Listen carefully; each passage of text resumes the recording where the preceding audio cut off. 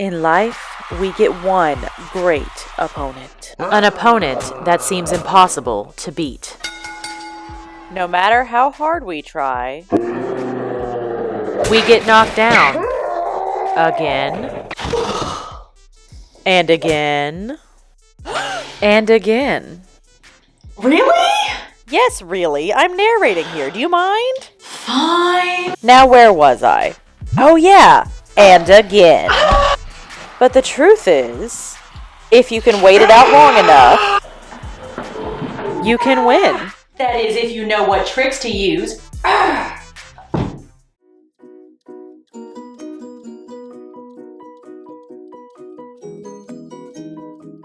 Hello, lovely humans, and welcome back to my channel, Thighs the Limit. I'm Heather, and this handsome fella right here, who is totally putting up with being in the stroller, is Simba. Today, we will be talking about something that a lot of us spend most of the week looking forward to, the cheat meal. Now, the best part about the cheat meal is that we get to choose what we are eating and when we are eating it, unlike this handsome little guy here who is waiting for his treat. He puts up with me. The problem is that when we get to make our own decisions, that's where a lot of things go wrong.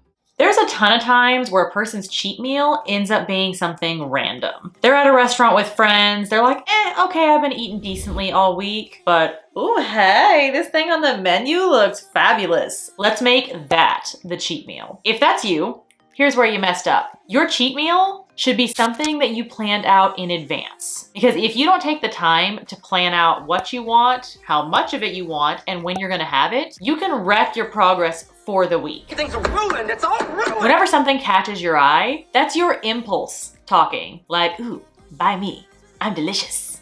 Eat me up.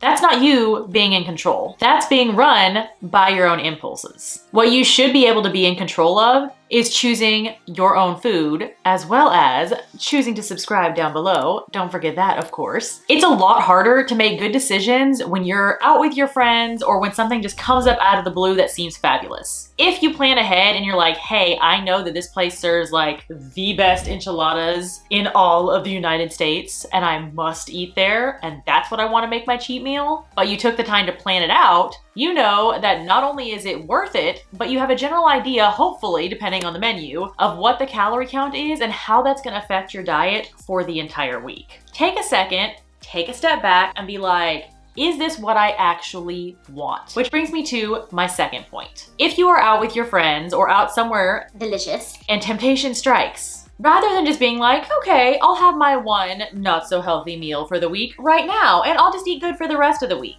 That's when you need to flip the script. If you don't have this meal designated for your cheat meal and you know after pausing to like think it through that this meal that's tempting you is not as good as the one you have planned for later, that's when you change things up. Instead of saying, that's okay, I'll splurge with this and then I'll just eat really good for the rest of the week, you say, hold up, I'm gonna make just this one meal my good meal. And after that, I can worry about maybe the good stuff later. By doing that, you give yourself some time to let the impulse fade and put yourself back in control, back in the driver's seat. Because the truth is, if you're like, oh, okay, I'll just splurge for this meal and I'll be good for the rest of the week, for most of us, chances are something delicious is also gonna come up the rest of the week. And if you're used to thinking like, oh, one bad thing now, but I'll be super good for the rest of the week, you're gonna end up repeating that cycle. Let's face it, we're all human. At some point, something is not going to go as planned. We might have had our perfect cheat meal planned out, but there's something that's calling your name, and maybe this time, outweighting your impulses just isn't working. Saying, okay, I'll just have the good meal now and the unhealthy stuff later. It's just not working. So you already went hog wild and stuffed your face with something before you really had time to think about it. So what do you do then? Rather than feeling guilty about it and being like, oh, okay, well, I'm already eating bad today, I might as well order dessert too. The day is shot anyways. Stop it! No more. That is what's called all or none thinking, and that is one of the reasons that I got fat in the first place. So start with the good, put off the bad stuff till later, and don't beat yourself up and just say, oh, screw it, if you happen to mess up. Because the truth is, we're all human. So maybe give yourself a little grace there, okay? A lot of people use having a cheat meal as an excuse to go freaking bananas. Like, I'm gonna eat this, I'm gonna eat that, I'm gonna make it rain down some Twinkies, and then maybe like finish off with some chocolate fondue. And before you know it, you're having one single meal that has more calories than some of the days of the weeks, if not multiple days of the week. So if you're gonna have a cheat meal, make part of that planning process being aware of what the calories are. Because there are a lot of foods out there that are crazy calorie dense that might not be worth it. It's still a matter of calories in and calories out. So if you go way bananas on one meal, but the rest of your week is perfect, guess what? In the grand scheme of things, it's all those calories for the week that come together. And if you ate so stinking much in that one meal, it can mess up your balance. So take a second and plan it out to make sure that whatever you're choosing is worthwhile. One very simple thing you can do when planning out your cheat meal is to cut back your calories the day before and the day after. Now, hold up for just 1 minute before y'all come down here in the comments saying I'm like promoting something horrifyingly unhealthy. I do not mean cut down your calories to something that is unhealthy for you. You absolutely should be eating solid meals every day, enough to actually fuel your body and not feel like you're about to starve to death. What I mean when I say cut down your calories the day before and the day after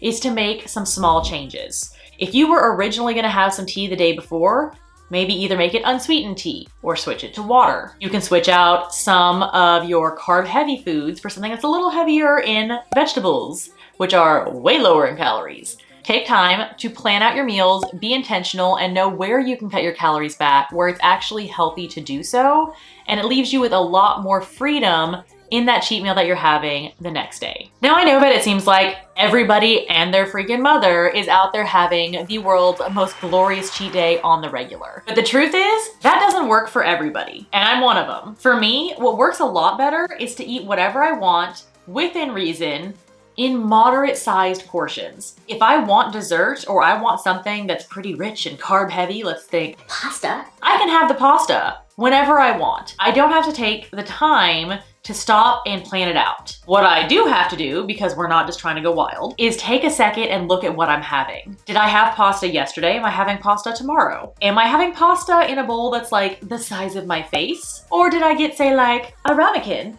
of pasta and then have a whole lot of vegetables on the side? To me, that is the best way to form a healthy relationship with food, and it's cutting out the cheat meal entirely. If you are someone who is prone to binging, it also might not be a good idea for you to do cheat meals, because it's almost like flipping the switch. Once you start, you can't stop. So take a second, even if everybody else seems like they're doing cheat days, take a second to weigh out if it's actually worth it for you. Now, there are some easy tips that you can do while you are at the restaurant itself that will make it a lot easier for you to make sure that that cheat meal, or even just a regular meal eating out, doesn't mess you up too much in terms of your calorie counts. The first thing is to watch your breads, because there's a reason they call it a muffin top. Your girl loves carbs. I literally bake them for a living. I'm a bread baker and I love it. I'm also a big fan of eating bread, which means that I have to be very cautious of what I'm eating if I go out to a restaurant. Because if you plan out a healthy meal off a menu, you know, you've got your broccoli going, you got some steamed fish, whatever it is that works for you. But then you're not paying attention when they bring out those biscuits that so many places serve with the food, and you're eating, I don't know, 4 biscuits. Those add up really quickly. In the same way that you pay attention to your portion sizes for your meals, you should also be doing that for any of the appetizers that you share with others, or anything that's like the filler food. So chips and salsa, the bread rolls that come beforehand, some delicious dumplings that you're splitting with your husband, because my God, I love dumplings. Oh, make sure that you are also having those in good portions. If it makes it easier for you and you want to have a roll in moderation, like we preach, take that roll, put it on your plate, and shove the other ones aside rather than shoving them in your mouth, because let's face it, they're delicious. But it's an easy way to make sure to check yourself. For a lot of us, whatever meals we order come with 2 sides. While it is totally okay to order, you know, your mac and cheese or your potatoes or something hearty that you know is gonna be delicious, if you're trying to do, say, like a more moderate cheat meal because you know your calorie count is pretty low for you to be able to lose weight, make sure that those 2 sides that it comes with are both veggies. It makes it so much easier. I personally am very partial to steamed broccoli because it's also yummy. And honest to God, 2 years ago, I never would have thought I would be saying that I love broccoli, but hey,